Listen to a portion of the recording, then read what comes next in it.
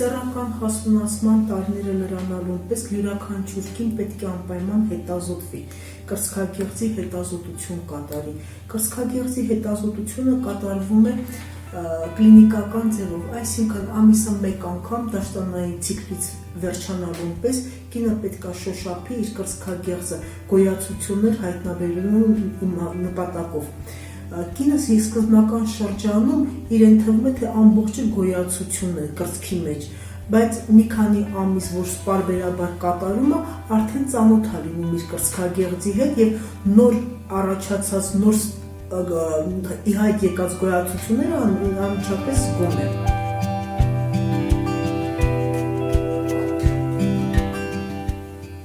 Երիտասարդ տարիքում մենք խորհուրդ ենք տալիս կատարել գերձայնային հետազոտություն։ Ընդհանրապես կրծքագեղձի հետազոտության համար որոշակի տարիքային խմբեր եւ ցուցումներ գոյություն ունեն։ Երիտասարդ տարիքի կանանց խորհուրդ է տրվում սոնոգրաֆիկ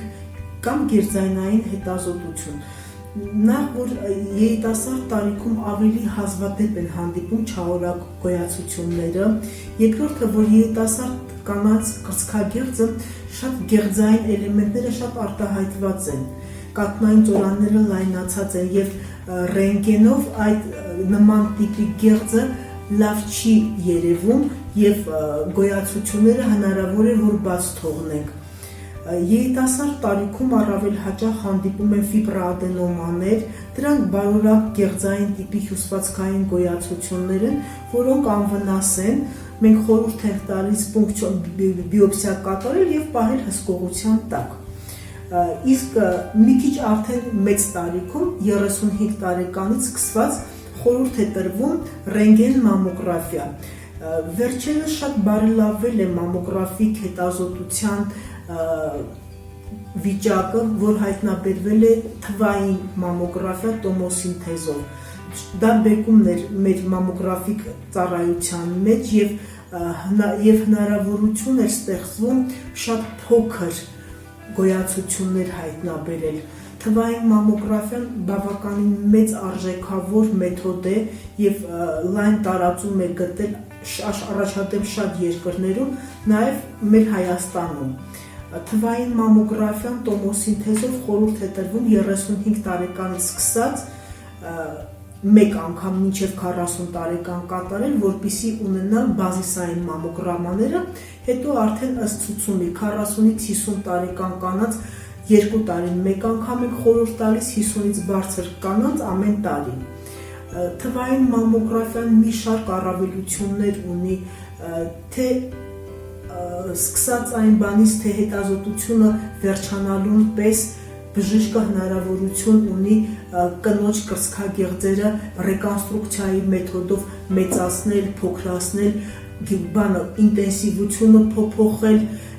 եւ որը հնարավորություն է տալիս վաղ շրջանում հայտնաբերել կրծքագեղձի քաղցկեղը։ Ռենտգեն մամոգրաֆիկ հետազոտության արդյունքում մենք հայտնաբերում ենք որոշակի գոյացություններ, կասկածելի օջախներ, ախտահարված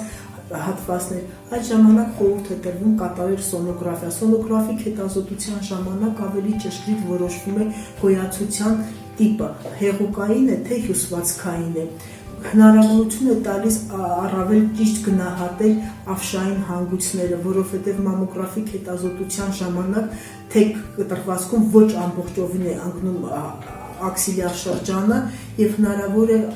դառնում գնահատել սոնոգրաֆիկ մեթոդով ավշային հանգույցները, ինչու նաեւ ստորանրակային, վերանրակային ավշային հանգույցների վիճակը գնահատելու համար։ Սոնոգրաֆիկ հետազոտությունը շատ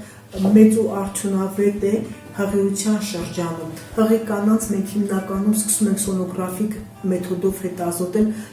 բայց ցանկացած կասկածի դեպքում նոր կատարում ենք բիոպսիաներ, պունկցիաներ։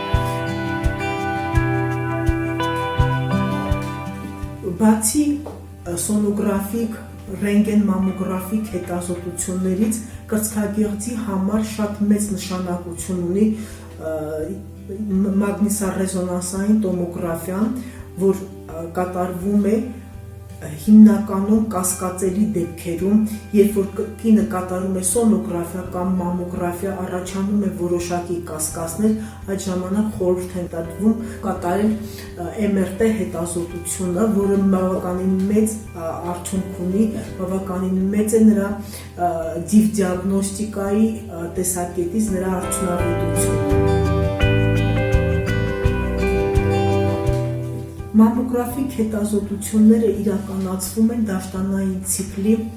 խորհուրդ է տրվում իրականացնել դաշտանային ցիկլի անմիջապես վերջանալուն պես, դաշտանային ցիկլից սկսած 10-րդ օրը։ Հիմնականում դա ցավոտության համար է այդ խորհուրդը տրվում, որովհետև դաշտանային ցիկլի երկրորդ շրջանը կրծքագեղձերը ցավոտ են, իսկ առաջին շրջանում կրծքագեղձերը ավելի քիչ ցավոտ են։ Մամոգրաֆիայի հետազոտությունը կարծես թե կուրծքը ճզմվում է երկու հարթակների տակ, այդ իսկ պատճառով, որպեսզի ցավ չպատճառեն կնոջը, խորհուրդ են տալիս կատարել դաշտանային ցիկլի առաջի փուլում։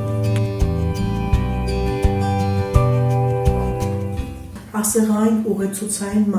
հետազոտություն, լոկալիզացիա, երբ որ ասեղը մեջը լարով մտցված, մենք ճիշտ նշում ենք տեղը, որպեսզի վիրաբույժը կարողանա ճիշտ տեղը հեռացնել եւ պաթոմորֆոլոգիական լաբորատորիան ճիշտ տեղը ման գա։ Այդ հեռացումից հետո ուղարկում են մեզ մոտ ռադիոգրաֆիայի եւ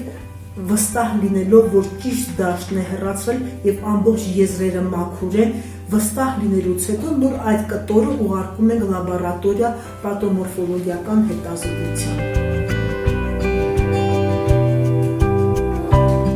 Շատ կարևոր է կրծքագեղձի սկրինինգային հետազոտությունը, երբ որ կինը բացարձակ ոչ մի գանգատ չունի եւ համապատասխանաբար գտնվում է 40 տարեկանից բարձր հասակում,